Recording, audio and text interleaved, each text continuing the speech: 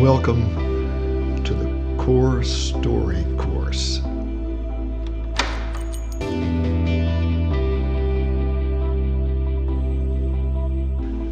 Well, greetings.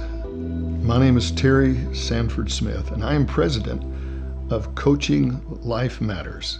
We're beginning this course to tell the story of how to listen to a story, and you're going to like it. If you're a people helper, mental health worker, psychologist, therapist, psychiatrist, I think we're going to hand you something that is going to be a gift to you. About 10 years ago, I decided to give up my practice as a counselor and therapist and began this nonprofit educational organization called Coaching Life Matters. Our purpose is to remove barriers to broken relationships. And we're so excited about what we're doing. And today, we're going to introduce what I call the core story. Over the last 50 years, I've probably done 10,000 individual stories. So I'm going to sort of invite you into my office here, and I'm going to give you an overview of what the core story is. And I have a book, so if we miss anything, you can get this book online called Core Story, Unlocking the Treasure of Knowing Your Story. So that's available, and on that is also a training video on how to do it. So all the practical things are there, and so that'll be available to you. So I'm excited about explaining to you the core story, giving you an overview today. Okay, let me tell you what you can expect in the core story process. You can expect, number one, to name your 12-year-old beliefs that are controlling beliefs. In stress, doesn't matter what you know, you do what the 12-year-old says. What the core story process will give you, it will help you get unstuck. You will name the insidious lie. I'm not good enough, I'm less than, I'm worthless, I don't matter. No room for failure. You will name it. And when you name it, then you get to see the process of replacing it with the core truth. I have immeasurable value. I'm loved. I'm not alone. That's the truth about you. Your greatness is there. You need to see it. The core story will help you see how you're stuck and how to get unstuck. So here we go.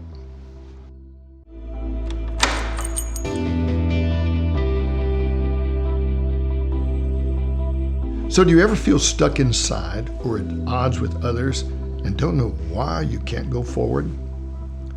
To get an answer to these questions, you need the right tool.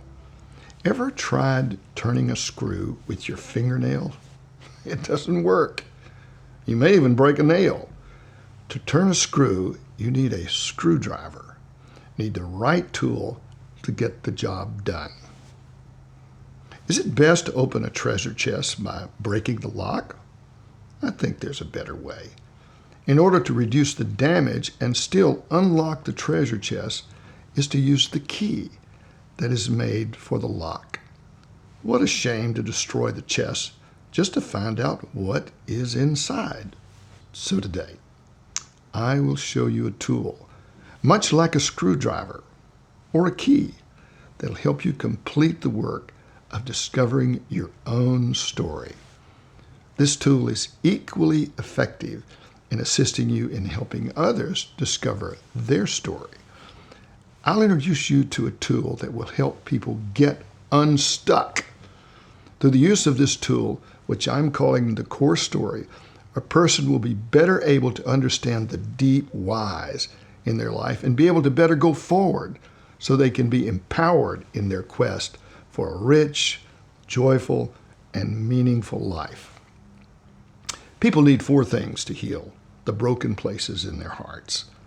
I believe every person can get free to be themselves, who they were created to be, if they have 4 things.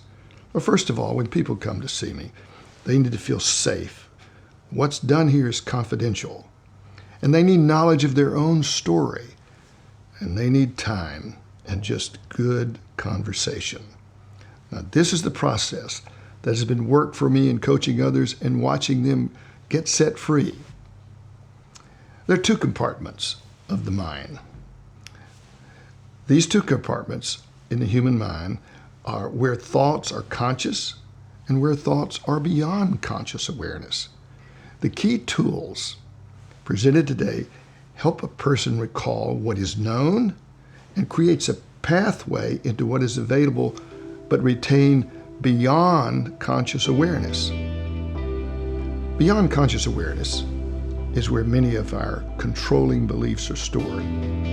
When under pressure, people will default to these hidden, controlling beliefs, which are often inappropriate for dealing with the situation at hand. So, let's take a look at the core story.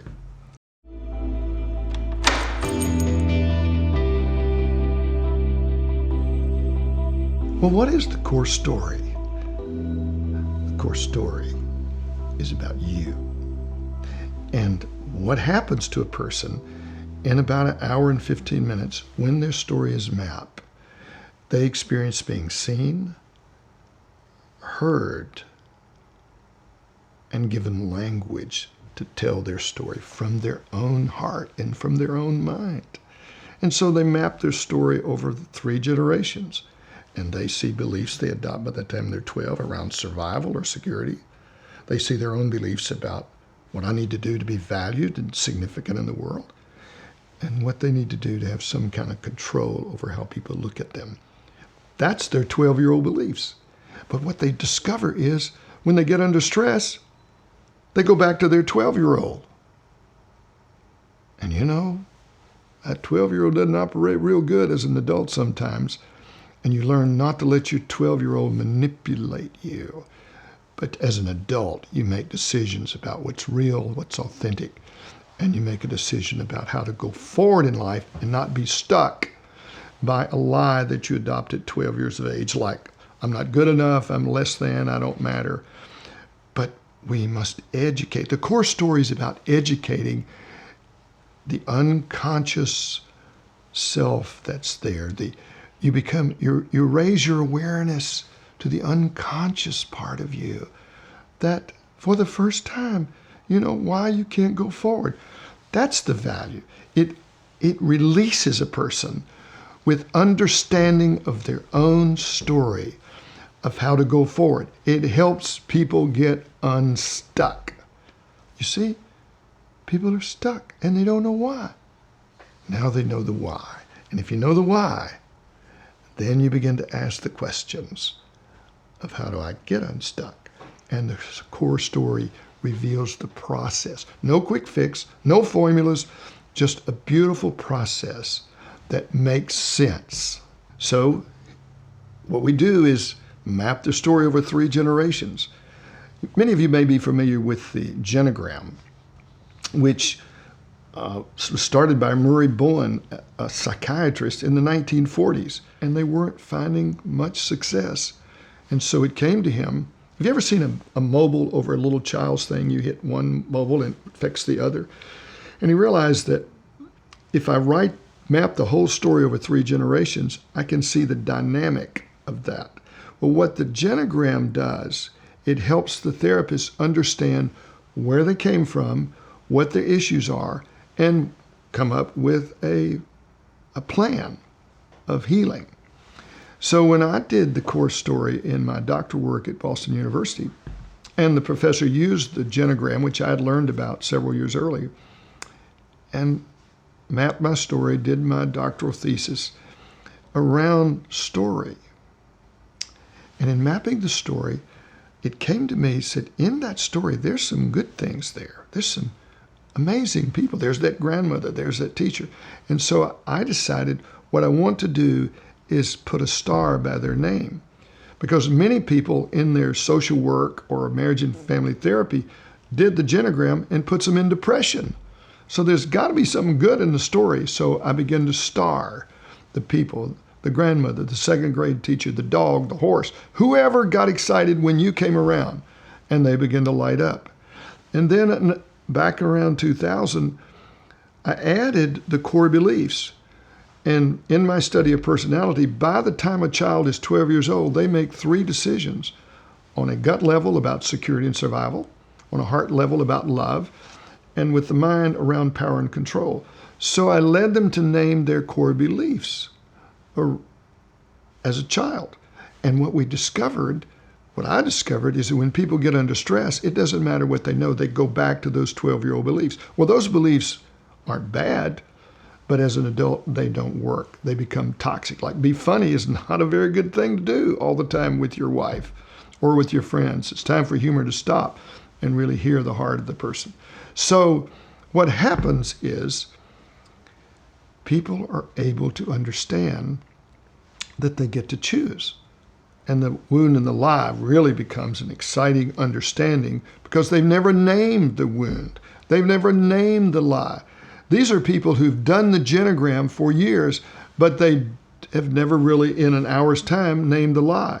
And when they name the lie, and they name it, they say, oh my goodness. I've been doing external things, be smart, be pretty, be the best, to take care of this feeling of not good enough, and it hasn't worked.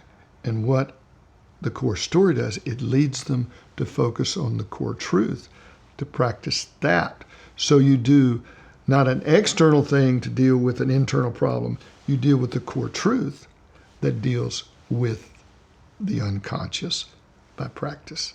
So the difference between the genogram and the core story is the core story in an hour's time allows you to uncover the sabotaging core lie and a pathway to deal with it on a daily basis. And it is a process. There's no quick fix. It's the key is understand your own story. And guess what? They do it with their own language. I don't tell them. They tell me. The tool just is like the screwdriver. It just opens it up. And how easy it is. It's not rocket science. It's a person listening and drawing. It's visual, it's cognitive, and it's experiential. And both the teller and the hearer are experiencing it at the same time. Puts you in great conversation. So what we do is we're going to map the story for the first 18 years for 3 generations. So we've got all the names of the people, the father and the father's mother and father and siblings, and the mother's mother and father and siblings. So you've got them all looking there. And you begin to map their story. Once you get all the relationship connections, the conflict, the distance, the suicides, the brokenness, and you see that in this map, and they're looking at this cognitively, visually, and experientially. And then we move to a fascinating part of the core story that opens up, that unlocks the operational brain, the conscious and the unconscious. For example, one of the first things we do is this. By the time a child is 12 years of age, they make 3 decisions about where meaning in life is. 1 around security and survival, 2 around affection and esteem, and 3 around power and control by the time they're 12. And I will focus on the security and survival, which is a gut level. So if you'll picture a dock going out on a lake, and at 10, you reach the dock, and at 11, and by the time you're 12, you've already assessed what you need to do to be safe, to be secure, or to survive in a situation. So I will ask this question. Would you complete this sentence? What I figured out that I need to do to be secure in the world or survive is, and I'd like for you to complete that sentence. And I'll give them some choices. For example, I give them a laminated thing where they've got some choices around security and survival. And then the next one, and they will look at that, and I give them time to think. And then secondly, around affection and esteem. What I figured out that I need to do to be valued, to be counted, to be seen as significant is give them some choices. They'll look at those. It may be one of those, or it may be another. Like perform to please, achieve to please, be the best. And then the third one is dealing with the mind. What I figured out that I need to do to control the way people look at me.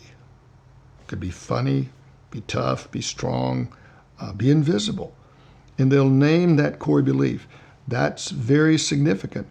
Because as we'll see later, when people get under stress as they get older, it doesn't matter what you know, you go back to those beliefs. Now, following the core beliefs around security and survival, affection, esteem, and power and control, we go to the core wound. And so what I ask the people to do, and this is very visual, it's very experiential, is to put your arm around your 12-year-old and tell your 12-year-old how you felt wounded as a child. Now, this goes just a little deeper, and they'll think about it, and they'll picture their little 12-year-old sitting next to them, and they'll put that arm around that 12-year-old, and they'll say, I felt abandoned, rejected, invisible. They will name the wound, which is very significant. And now we're going to go a little deeper. We all carry around a lie. It's down in our gut. It's the feeling we have about ourselves. So I want you to name the lie. And I'll give them some options. I'll have a sheet like this, laminated, and they will look at the options like, I'm not good enough. I'm less than. I'm worthless. It's up to me. No room for failure. And so they will name that lie. And we talk about that, and they'll process. They'll begin to talk more about that lie and the impact of that lie. And then the next one is what we call the core truth. Now, this, you may not feel this one, but then I will give them a choice of things to say about what the core truth is. I have a measurable value. I'm loved. I'm forgiven. I'm not alone. I'm a gift. They'll have several options. And I say, I want you to choose one of these. And if it's not one of those, they need to be as of equal value. As I'm a measurable value, I'm loved. I'm not alone. And so there we sit, looking at the core beliefs that people adopt by the time they're 12 years of age. Now they're looking at their story. And I'm sitting there. And the next thing I do, I say, I want to thank you for sharing your story. Now look up on the board and tell me what's interesting to you about your story. Now, as I said, it's cognitive, it's visual, and it's experientially. And they're looking like flying over their life at their story. And they'll make comments such as, I can see it was distance with my father's father, and I'm distant with my own father. They will make their own observations, and I thank them. And then I will say, let me share with you how my story is similar and different. And then we'll begin to get in conversation. I'm not your therapist. I can recommend one. This is just to sit along beside and now get the conversation going. And we begin to talk. And then we'll go to the board. And I put in the middle of that board awareness. And I draw a jagged line right between core beliefs, security and survival, affection, esteem, and power and control, and draw an arrow from that little circle, and I put stress in the middle of that. And so what happens is when you get under stress, it doesn't matter what you know. You do what you believe. And I see the lights begin to come on. And they're aware, yes. See, they're giving me their language. I'm not telling them their story. They're telling me. And then we go down to the wound and the lie. And when we get to the lie, this is very significant. And I make this statement to them. The lie is the controlling force in a human's life. For example, in my experience of over 10,000 stories, when we get to the lie, 95% of people's behavior has been driven by the lie. And I see the eyes open. And so we then begin to think about what we do with that one. And then we go to the core truth.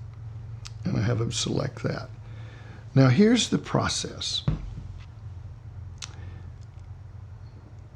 how do you keep the lie from controlling the way you live? But see, most people function with those core beliefs because they're good. There's not anything bad with being the best or being perfect or being strong or performing to please.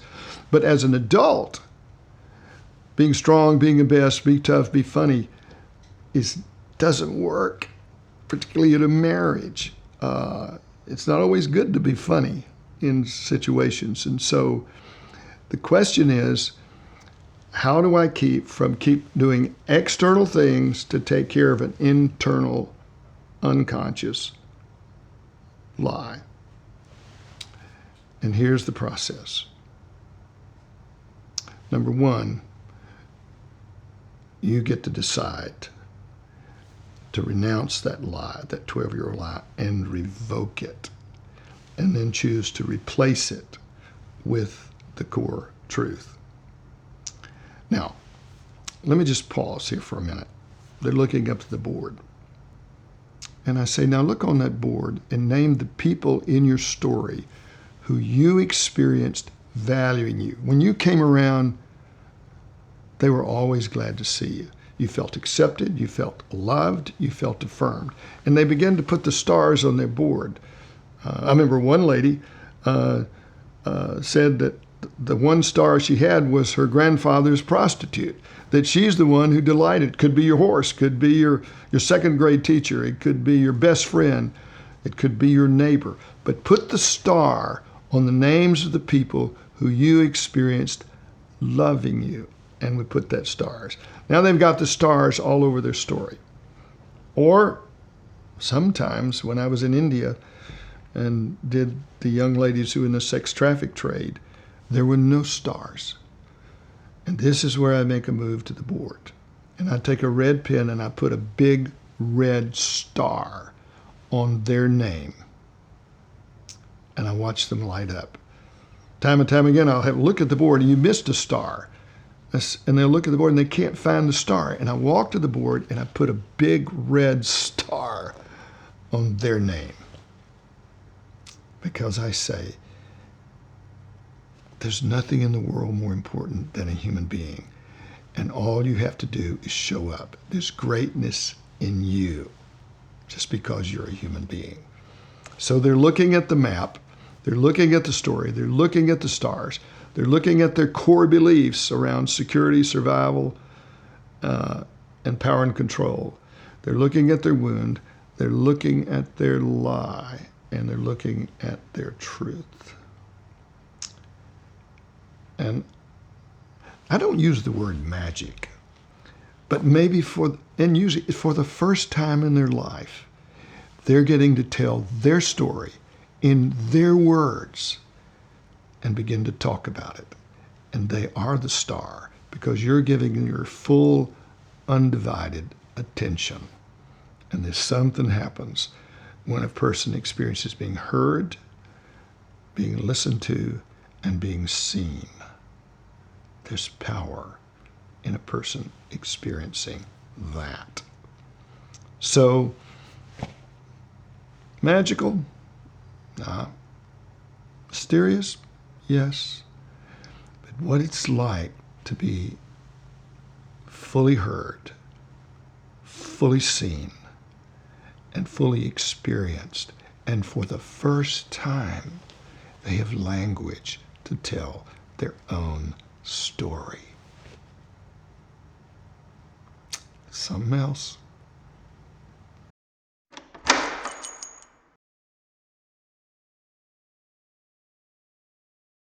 Well, now that you've named your lie, where do you go from here? Well, first of all, the focus is on the core truth, not on the sabotaging lie. I like what Rumi said, the poet. He said, there is a fountain inside you. Don't walk around with an empty bucket. You see, so you're responsible to fill that bucket. And that comes through daily practicing silence, thinking. And so the first thing I do in the morning is I make a choice of who I'm going to listen to. And that's a big one. And then I also set my mind on this core truth. But now what do you do with a lie? Well, what I've learned to do, and it is to understand this is a process. This is not a quick fix. This is a daily practicing. I would say like an athlete who trains every day, who lifts weights, who does. I practice choosing and using my brain to think and meditate and contemplate and fix my mind on what is true. So what do I do with a lie? I internally cut it, renounce it, revoke it. It is so powerful. And in a day's time, if you don't set your mind, then you can be triggered by the feelings, well, I'm just not good enough. Or somebody will say something and you'll react on a gut level toward them, and you may say something really quick and hurtful and painful because you've been hurt, and your automatic response is to react. So training to practice focusing, meditating, contemplating, setting your mind on what you choose really matters. And that's a practice. That's a lifetime practice, which I've been practicing for about 60 years. It's tough because the core lie will put you on your face faster than anything when you experience incredible failure and you don't know what. So you turn on yourself. See, what people do is they turn first, they judge themselves. So you're going to have to stop it. You're going to have to train to be kind to yourself when you fail, because the lie says, well, you see, you're just not good enough. You're just a worthless whatever. And you stop it and you look in the mirror. And so here's the truth about you. You are really special. So you're going to have to train to see yourself through different lens. And those lens is what you're responsible to put on. Otherwise, you will just live a life of reaction, continually being controlled by this self-sabotaging lie that's you become aware of. Now your unconscious lie, you're aware of it. Now you have a choice of what you do with it. So your two gifts are, you got a choice and you got a brain. Train your brain. Educate your conscience. That's what we're talking about, is you want to educate your conscience and practice, practice, practice. I remember when I was a boy, I was so wounded that when I became an adult and married with children, I would wake up in the morning and I'd have to get alone because I was like putting braces on my internal lie every day because I was so broken. I couldn't even talk to my wife when I got up in the morning. Now we wake up at 3:30 in the morning and talk for 2 hours because I've trained not let my lie dictate who I am. I get to choose who I am. My 12-year-old no longer gets the power to rule my journey.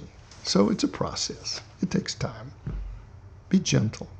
Be very kind. You got plenty of time to figure this one out. It's a process. Does that make sense? It makes sense to me. I hope it makes sense to you.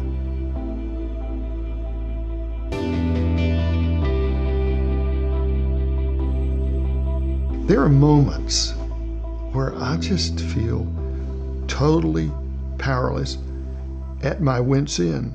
And guess what?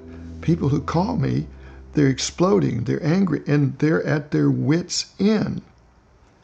And I have to back up a little bit and I say, those are the moments where you pause and you reach down and you say, I need help. I need help. And I don't know what to do. Sometimes I have a friend that I can call and says, like even getting ready for this series and all these slides, I don't think like that. And I was a mess. And you know what I did? I called a friend who's organized. He's not ADHD like I am. I said, would you help me? And he took 45 slides, cut them down to 20. And then I get there, I don't have to look at the slides. I just get to talk to you. And the slides will come up there. But I was at my wits' end. And I asked for help. Don't ever be afraid to ask for help. And you'll be surprised. Somebody will come to your mind, a book that you may have read. You just get real quiet. 20 years ago, I read about the power of silence. And in silence, you get three things. Number one, you breathe, and you find yourself having thoughts that are just the right thoughts of what you need to do. And the second thing is there's a fire that's rekindled inside me around that core truth that I have immeasurable value. I'm loved. I'm not alone. And I reinforce the truth, and there's a fire that breaks in me where my bucket begins to be filled with thoughts about the greatness of being a human being and a resource that reminds me of that greatness that I am. And the third thing, I seem to know what to say because I'm not thinking about me. When my wife told me last night that I was strident in my voice or edgy, I said, oh, she told me the truth. As an old proverb says, open rebuke is better than hidden love. So she kindly, unsparingly told me the truth about how I was coming across. And I paused. Rather than react, I said, thank you. And then I slowed down and I spoke the right words because I was thinking about her and how I was being encountered. You see, she's the authority on how she experiences me. I'm not. So I need somebody to tell me when I'm off base, and a friend will do that. A friend will do that.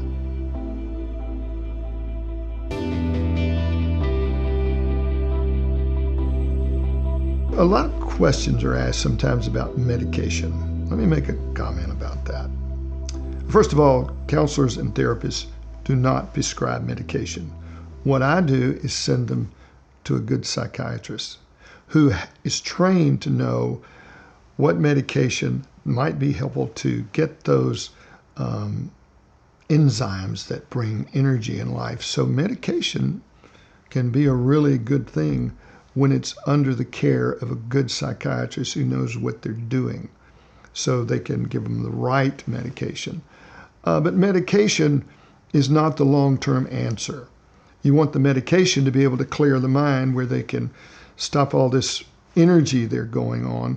If people are bipolar and dealing with those kind of issues, they need medication, a controlled deliverance of that medication from a trained psychiatrist. That's a good thing. It's not the answer, but it is helpful many times. But a lot of people feel like, well, I'm just going to do this without medication. Well,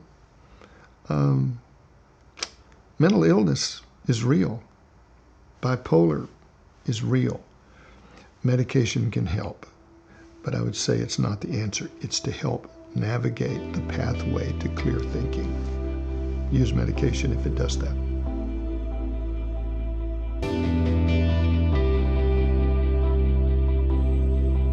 One of the big questions that we address at Coaching Life Matters is the importance of community, of friendship.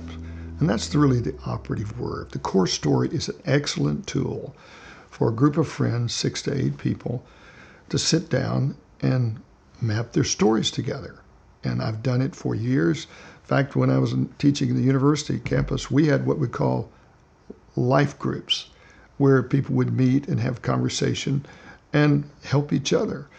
And then when we developed the core story with groups and training people in how to be together in situations where they know each other's stories and how to guard each other's back. For example, a core belief around power and control. Some people get invisible, they withdraw. Some people fight. Some people get aggressive. Some people, they handle it in different ways, use humor. And so in a group of people, they come to understand what is happening. So when the person withdraws and pulls away, if you know their story, you learn to get along beside them and not just confront them, but you meet people with understanding. So the core story allows people to understand how their fellow people in a group or in a business deal, how they react. And they know how to get beside each other rather than fighting each other. So understanding is a key. Now, I've been to prison, and I'm in prison right now with wonderful human beings who had horrible, traumatic childhoods, and they end up at 18 doing something horrendous. And just yesterday, the lady said, I've been in prison 26 years. A beautiful human being, but incarcerated. And putting them in a group, telling each other stories, watch the compassion that flows. And so I'm just the facilitator. But the bonding, when I walk out of the prison, they're together and they meet each other with compassion. It comes to the weakest, most broken people, and they find community right there in a cell block. And they get free, even though they're behind bars. There's an internal awakening, but they're in community.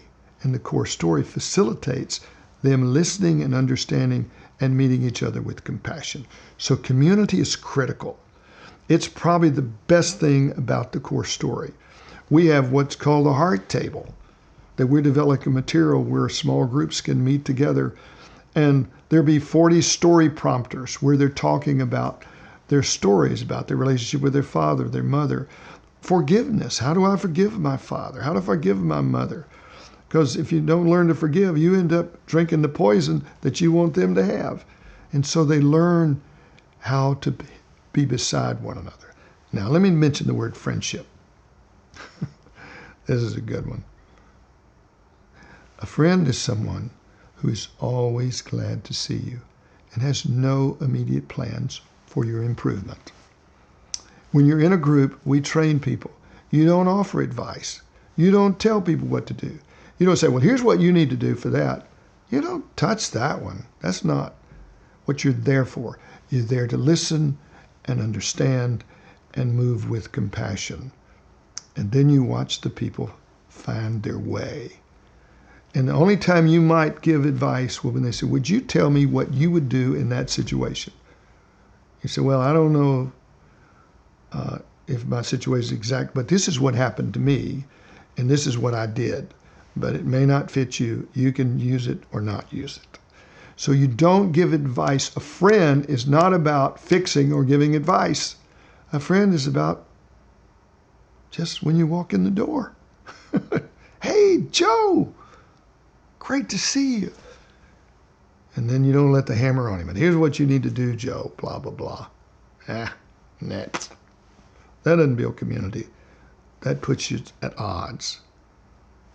Okay, so community facilitates authentic friendship. The core story is a masterful tool where people talk about their wound and their lie, and there's a story behind it, and they understand it, and their heart goes out to the little girl that was raped at 8, or the girl that was bullied at 12, or the young man who was overweight and everybody made fun of him or had a hair lip. And you begin to feel their pain, and nobody brings judgment. They only bring kindness and compassion. I've seen it in prison. It's life-changing. Some people are in prison and they're not behind bars. They're imprisoned by their core beliefs and their lie. We're about helping people get out of prison from the inside out. And by the way, we see what I would call the miracle of being transformed through community, where you get love and acceptance and affirmation because you're a human being. Period. And that works. I've seen it happen many times. We want to give it away to you.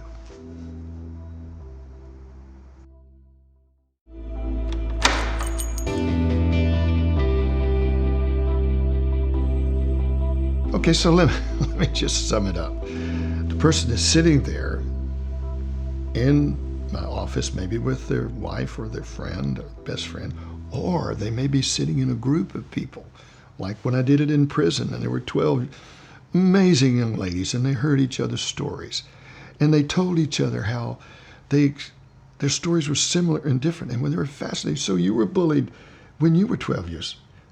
You were raped at 8.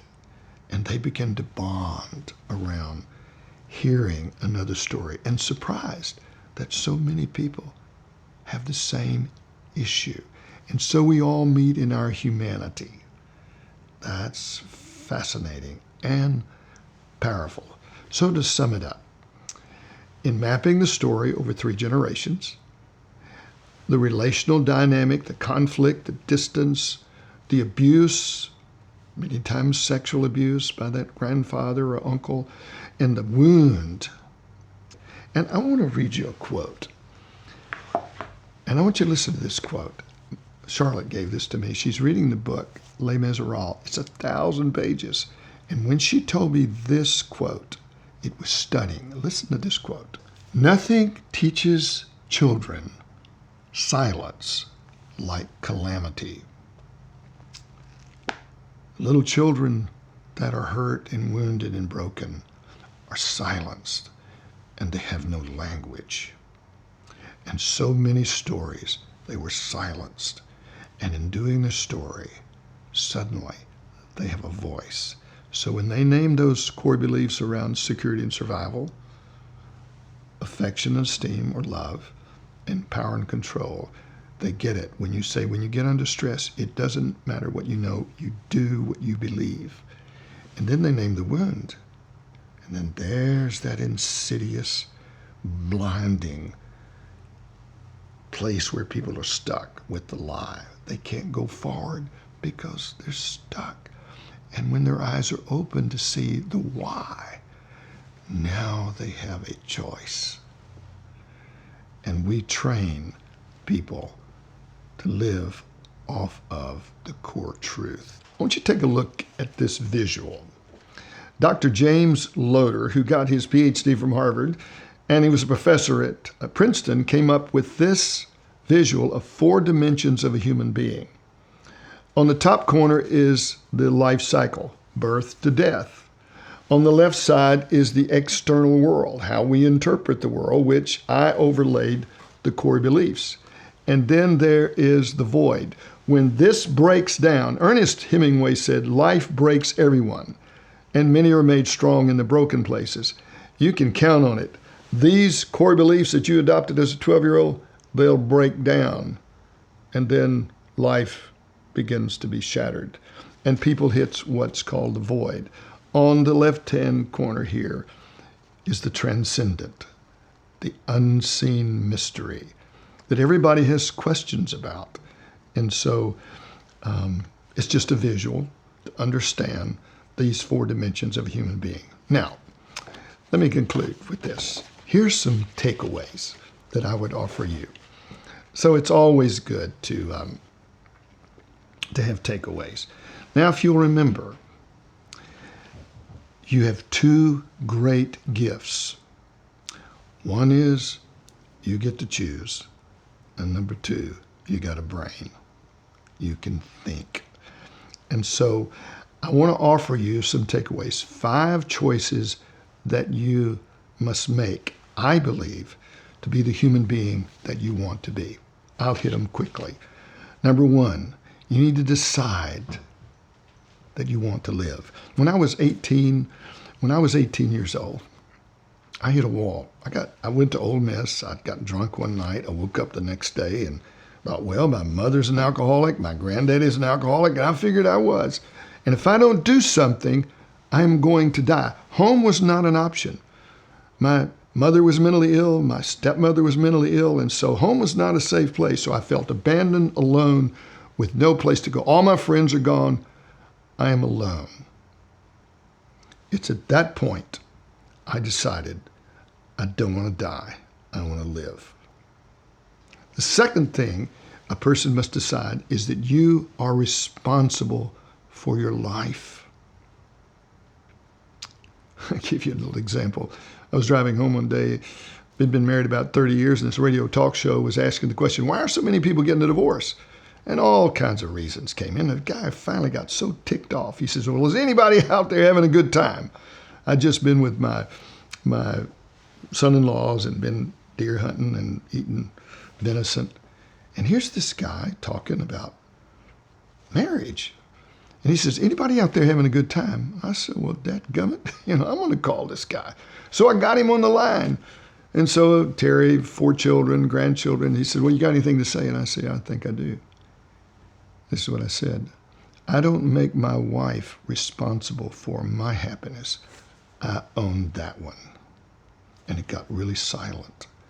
And all of a sudden, people start calling in, wanting to know, what's that all about? And I'm telling you, that's a secret. You own your life because of your own greatness as a human being. And you begin to ask the questions when you take responsibility for your own happiness and don't place it on your wife, on your job, on your friends, on your children. You own it. So you need to decide you're responsible for your life. Number 3 is dream a dream. I'm telling you, that night that I hit the bottom and I looked at my family and the alcoholism and my mother standing on top of a car kicking the windshield, cursing my dad to hell, I said, if ever I had a dream, is to someday have a home where there was peace. Well, Charlotte and I celebrated 57 years the other night. And if there's one element everybody notices when they enter our home, is there's peace. We live in peace. I come home to peace. And that was a dream I had 61 years ago. So follow your dream. The 4th thing is decide that you are worth fighting for. If you don't love you, you're not going to know how to love another human being. So you must fight for your own life. Did you know when I finished graduate school, I drove a school bus past my mother's house for an entire year. I hadn't seen her in 18 years. So when I finished that 3 years of graduate work, my wife and I knocked on her door. She was 45 years old. I hadn't seen her in 18 years. She didn't know who I was. She thought I was number 4. I'm number 2. She was an alcoholic. She'd been married 5 times, was living with a guy who wasn't her husband. And I began to walk with her. And I wanted to know if my thinking about the worth of a person and the value of a person was really true at the hardest place. And she was 46 years old. She called me one night drinking. And she'd call me before, wake me up in the middle of the night. And finally, after doing that, I said, don't you ever call me again drinking. Because the next day she'd never remember the conversation. And I talked an hour and a half and she didn't remember it. But when I said, don't ever call me again drinking, for the first time in her life, she decided to fight for her life and took responsibility for her life. She died at 77. I was there with her. And she was a woman who was full of shame and full of guilt, but died in peace. She learned to fight for her life. Oh, she'd take 1 step forward and 20 back. This is no easy road. She was in and out of psychiatric hospitals. I wrote my master's thesis of 6 years of walking with her. So she learned to fight for her life. Number 5, listen carefully to this one. Decide, do not make friends with your pain. Oh my goodness. I'll never forget 30 years ago sitting in my counseling office, and a woman said to me, when I was 10 years old, I confessed to the spiritual leader that my father was sexually abusing me. He took me out of that room and raped me. And my question for you is, where was God? Where's this transcendent one? And you know what I said? I am so sorry. I didn't have an answer for that lady. She came back 3 weeks later and told me this. I know how I made it through it. It was God who got me through it. However she defined God, there was something mysterious that helped this child overcome as an adult. So, I'm saying, if you want to heal, then you need to take 5 decisions that I can see. Decide you want to live, that you don't want to die. Number 2, take ownership for your life. Number 3, dream a dream. Number 4, learn to fight for yourself. And number 5, don't make friends with your pain. And you'll rise up and you'll win. Now, action steps. Everybody needs an action step. So the first thing you do is you reframe your story. And that you go right to the lie. You renounce the 12-year-old lie and revoke it. Put an X over it every single day. Which means you stop judging yourself. Don't take yourself too seriously. You got plenty of time. And by the way, don't judge others, because what you do, the way you judge yourself will be the way you judge others. So stop beating up on yourself. Number 2, rebond with the core truth. Replace that core truth with this incredible awareness that you are beloved. And respond to the core truth. Learn to laugh every day. I've trained to choose joy, even when I don't feel it, because the feelings are coming from the lie. So, rebond. Number 3, re-anchor your story around the core truth. We have to re-educate our conscience. You know, I played cards growing up. I never play cards without a full deck. And so it's time to take ownership, to educate your conscience, because the core lie will be activated every day. I'm worthless. I'm not good enough. I don't matter. And so you educate your conscience and you learn to reflect on this truth. Read things that feed this truth. And so you're going to have to educate yourself. I never read a book till I was 18, 19 years old. I read funny books and played ball. Number 4, rebuild around the core truth. Practice what you learn. You have not learned it until you practice it. And so you're going to educate yourself. And you look through a new pair of lenses, a new pair of glasses, where you choose to respect yourself and care about yourself. Develop personal practice that reinforce the truth, physically, mentally, socially, emotionally, and spiritually. You rebuild. And the last thing is refocus on the core truth. I daily calibrate my mind, and I trust that I can think, and you can think, and you can be able to understand when those feelings of I'm not good enough, I'm less than, those are lies. That's a 12-year-old belief. And so you recalibrate daily around educating the mind around the core truth. And when you learn new things, internally choose to practice the relational truths daily in loving yourself and loving others. This is hard work. To look in the mirror every day and say, and I challenge you, to look yourself in the mirror and say, you know, you're really special. You see, what the core story is about is to help people be authentic, because people don't know how to talk about what's really going on inside. And when you do the story in a group and you ask the question, well, how is your story similar or different? So I've mapped a story in front of 60 people last week and put them in groups of 6. And after the guy opened his core lie and his core wound and his core beliefs, I said, now go into your groups and tell each other how your story is similar or different from Jim's. And I sat in on one of those groups, and they began to talk about their wound and their lie, and they brought story to it. And I watched it explode in authentic love and conversation. That's what the core story does. It puts people in conversation with their own story with language that they've never had before.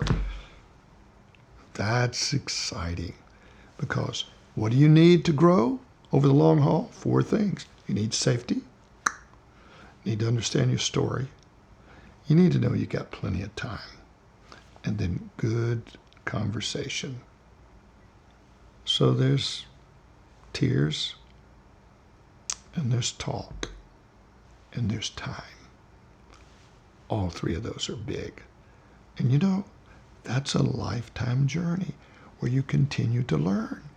Even this week, I'm learning new things because I practice choosing what I focus on and the core truth.